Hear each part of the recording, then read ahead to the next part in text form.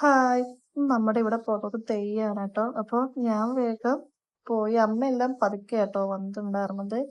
പിന്നെ ദാ ഞങ്ങളെല്ലാരും അവിടെ എത്തി. അപ്പളേക്കും പിന്നെ അവിടെ തെയ്യമൊക്കെ തുടങ്ങിയായിരുന്നു കേട്ടോ. പിന്നെ അത് കുറച്ച് കഴിഞ്ഞപ്പോഴേക്കും വലിയ തെയ്യം കുട്ടിത്തെയ്യത്തിന്റെയും കൂടിയിട്ടുള്ള കളിയായിരുന്നു.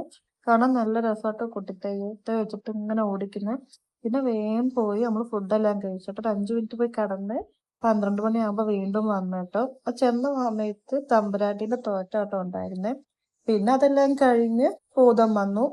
നല്ല രസാ ഭൂതത്തിന് ഇങ്ങനെ പിള്ളേരെല്ലാരും കൂടി ഇങ്ങനെ എന്താ പറയാ അല്ലാണ്ട് ദേഷ്യം പിടിപ്പിക്കും കേട്ടോ. ചാടി ചാടി കൂട്ടിയിട്ടെല്ലാം. അങ്ങനെ കുറേ നേരം അതെല്ലാം കണ്ടു. പിന്നെ കരിവാത്തിനുള്ള കാര്യം റെഡി ആയിക്കൊണ്ടിരിക്കുകയാണ് കേട്ടോ അവിടെ. പിന്നെ അതെല്ലാം കുറേ നേരം നോക്കി നിന്നു ഞാന്. ക്ലാസ് ഉള്ളതുകൊണ്ട് അധികം നേരം ഉറക്കം ഒഴിക്കാനൊന്നും പറ്റില്ലായിരുന്നു കേട്ടോ. കുറച്ചു നേരം അതെല്ലാം കണ്ട്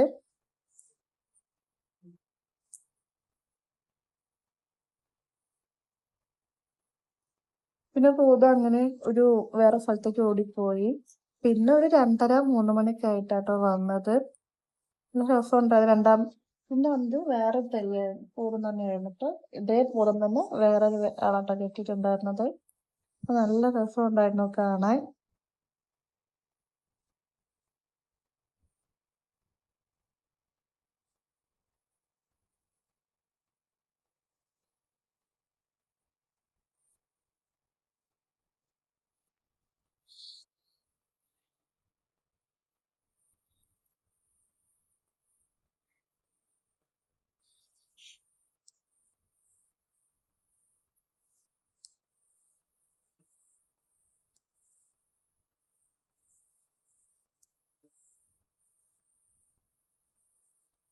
അങ്ങനെ പിന്നെ ഭൂതം ഇല്ലാതെയും അനുഗ്രഹം എല്ലാം കഴിഞ്ഞ് ഞാൻ പിന്നെ വേഗം വീട്ടിൽ പോയി കേട്ടോ. കരിവാത്തം കാണാൻ നിന്നില്ല.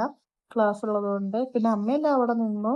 കുറച്ച് ഫോട്ടോസ് എല്ലാം എടുത്തിട്ട് വീട്ടിലോട്ട് പോന്നു.